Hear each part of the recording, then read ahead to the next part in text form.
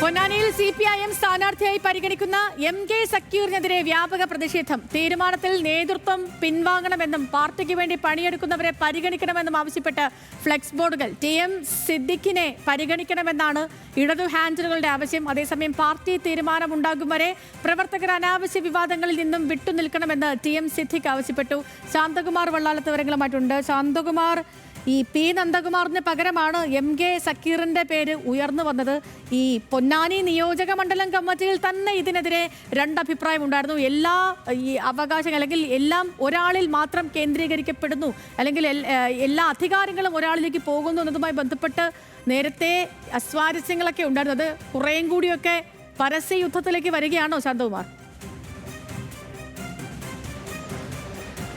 തീർച്ചയായും സേതു, അങ്ങനെ തന്നെയാണ്. ഒരു തെരഞ്ഞെടുപ്പിന്റെ സ്ഥാനാർത്ഥി പട്ടിക ഔദ്യോഗികമായി CPM പ്രഖ്യാപിച്ചിട്ടില്ലെങ്കിലും ഏകദേശം ധാരണയിലേക്കാണ് ഇപ്പോൾ ഈ വഖഫ് ബോർഡ് ചെയർമാനായിരുന്ന MK സക്കീറിന്റെ പേര് ഇപ്പോൾ നിർദ്ദേശിച്ചിരിക്കുന്നത്.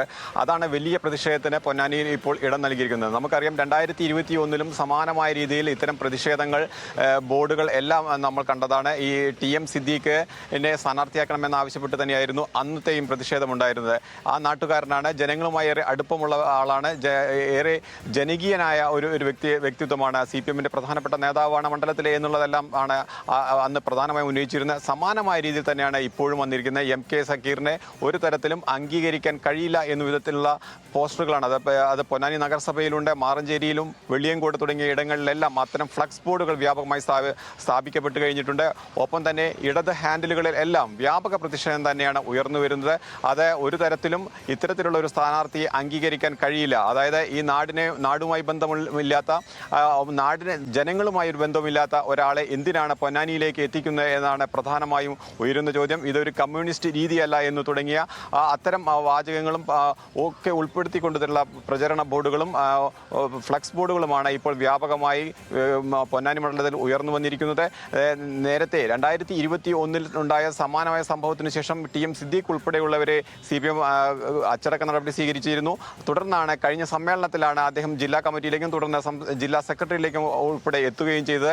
പക്ഷേ TM സിദ്ദീഖ് ഇതിനെതിരെ വലിയ ഒരു പ്രചരണം എന്ന രീതിയിൽ അദ്ദേഹം തന്നെ ഫേസ്ബുക്കിൽ പോസ്റ്റ് ഇടുകയും ചെയ്തിട്ടുണ്ട്. അത് പാർട്ടി തീരുമാനിക്കുന്ന സ്ഥാനാർത്ഥിയെ പാർട്ടി വിജയിപ്പിക്കുക എന്നുള്ളത് മാത്രമാണ്, മറ്റ് വിവാദങ്ങളിൽ നിന്ന് വിട്ടുനിൽക്കണം തുടങ്ങിയ വാക്കുകൾ ഉപയോഗിച്ചു തന്നെയാണ് അദ്ദേഹം അത്തരത്തിലുള്ള ഒരു പ്രചരണവും അദ്ദേഹത്തിന്റെ ഫേസ്ബുക്ക് പോസ്റ്റിലും ഇട്ടിരിക്കുന്നത്. എന്തായാലും പൊന്നാനി ഇടതുപക്ഷത്തിന് ഏറെ സ്വാധീനമുള്ള, ഇടതുപക്ഷത്തിന് ഏറെ ഉറപ്പുള്ള ഒരു അസംബ്ലി മണ്ഡലമാണ്. ആ അസംബ്ലി മണ്ഡലത്തിൽ അത് അവ നിർജീവമാക്കുന്ന വിധത്തിലുള്ള ഒരു പ്രചരണം രീതിയാണ് ഇപ്പോൾ CPMന്റെ ഇടത് ഹാൻഡിലുകളിലെല്ലാം ഇപ്പോൾ ഉയർന്നു വന്നിരിക്കുന്നത്. വ്യക്തമാണ്. ശാന്തകുമാർ വള്ളാലത്താണ് വിവരങ്ങൾ നൽകിയത് മലപ്പുറത്ത് നിന്ന്.